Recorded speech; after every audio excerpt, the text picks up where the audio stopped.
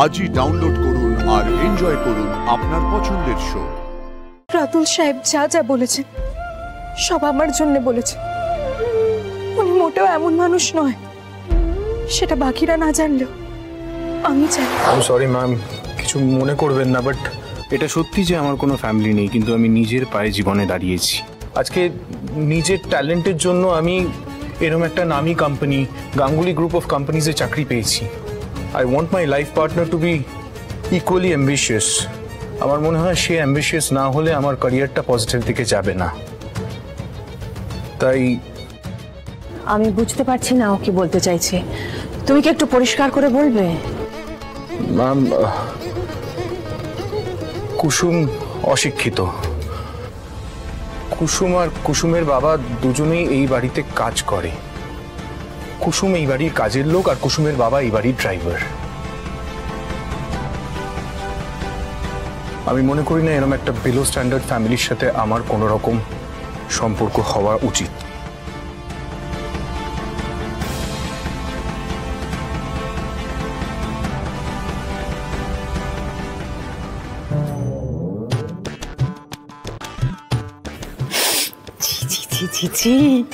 যার ফ্যামিলি নেই সেও রিজেক্ট করে দিল, খুব খারাপ ছিল। তোমার এত বড় সাহস, তুমি গাঙ্গুলি বাড়িতে দাঁড়িয়ে গাঙ্গুলি পরিবারের সদস্যদের অপমান করো আমাদের প্রত্যেকের সামনে।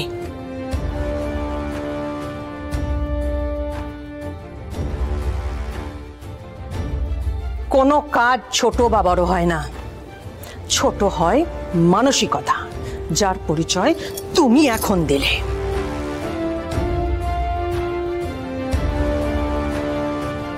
তোমার চাকরির কথা বলছিলে না?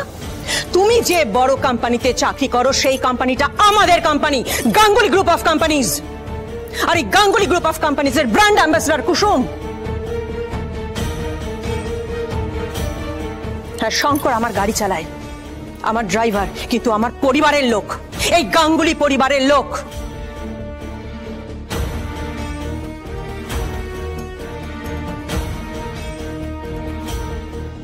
তোমার সাহস কি করে হয় আমার বাড়িতে দাঁড়িয়ে আমাদের প্রত্যেকের সামনে আমার পরিবারের লোকের সম্বন্ধে এত বাজে কথা বলতে?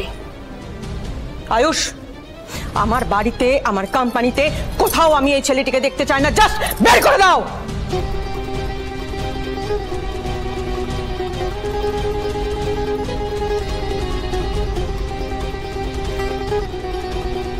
ওর মতন মানসিকতার ছেলে এই বাড়িটার এক মুহূর্ত দাঁড়াবে না। তার কোনো দরকার পড়বে না ম্যাম, আমি নিজেই এক্ষুনি চলে যাচ্ছি। এবার তুমি খুশি তো কুসুম?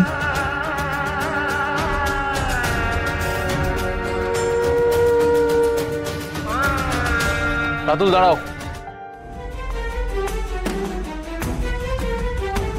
কি ব্যাপার, ওকে দাঁড়াতে বলছো কেন? কারণ আছে মা। বাবা, কারণ আছে?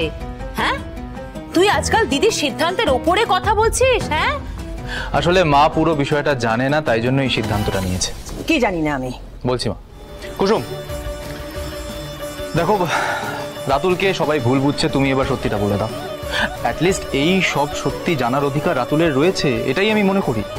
যাও বল। কি বলছো বলো তো আয়ুষ, বুঝতে পারছি না তো। দেবীমা, রাতুল সাহেব যা যা বলেছেন সব আমার জন্য বলেছে।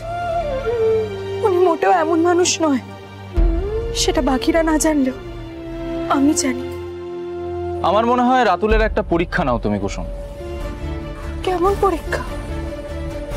এমন পরীক্ষা নাও যেখানে তোমার মনের সমস্ত সন্দেহ দূর হয়ে যায়। রাতুল কেমন মানুষ, ওর সাথে সারাটা জীবন কাটাতে পারবে কিনা, এই সবটা যাচাই করে নাও। কুসুম, কাউকে না চিনে না জেনে তার থেকে মুখ ফিরিয়ে নেওয়াটা বোকামি। আমার যে ভয় করে। আমি বুঝতে পারছি কুসুম, কিন্তু সব পুরুষ মানুষ অজয়ের মতো হয় না। কিন্তু যদি একই হয়? হবে না। আমি যতদূর রাতুলকে চিনতে পেরেছি তাতে আমার এটাই মনে হয় রাতুল তোমাকে যোগ্য সম্মান দেবে। তুমি শুধু তোমার দেবীমার উপর ভরসা রাখো। ছোট সাহেব, আমি দেবী মাকে নিজের থেকেও বেশি ভরসা করি, কিন্তু আপনি তো জানেন ওই অজয় বাবু আমার সাথে কি করতে চেয়েছিলেন। আমার বাবার সব স্বপ্ন, সব আশা ওই লোকটা ভেঙে চুরমার করে দিয়েছে। সবটা ভুলে যাও কুসুম। দেখো, অতীত মানুষের ছায়ার মতো। তুমি যদি তোমার ছায়াকে তোমার থেকেও বড় হওয়ার সুযোগ দাও, তার মানে তুমি ভুল পথে আছো। তুমি তোমার অতীতকে এতটাও গুরুত্ব দিও না যাতে সে তোমার বর্তমান ভবিষ্যৎ সবকিছু ওলটপালট করে দিতে পারে। কুসুম, তুমি রাতুলের পরীক্ষা নাও, তাহলেই সবটা স্পষ্ট হয়ে যাবে। কি করতে হবে আমাকে?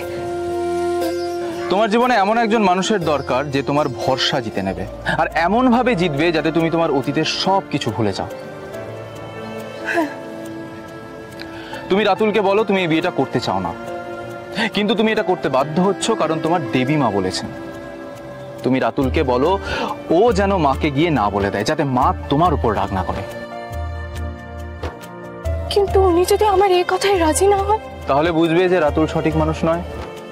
আর রাতুল সাহেব যদি দেবী মাকে বলেন যে উনি এই বিয়েটা করতে চায় না, তাহলে দেবী মা তো ওনাকে চাকরি থেকে বের করে দেবেন।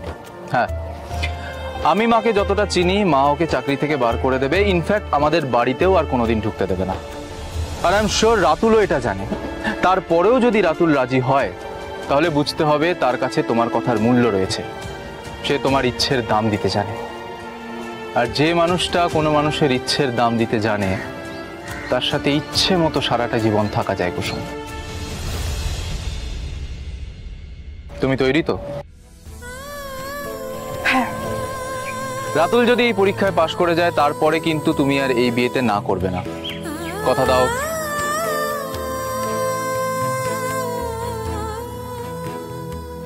কথা দিলাম।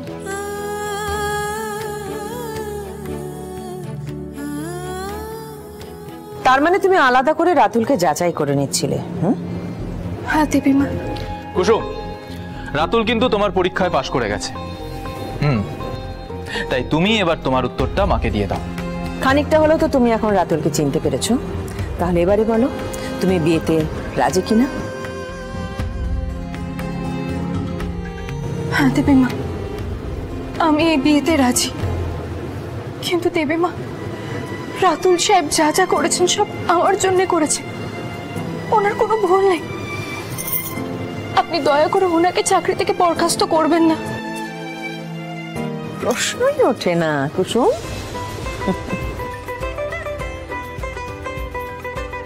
Welcome back Ratul. লাফাবে না। কংগ্রাচুলেশনস রাতুলদা।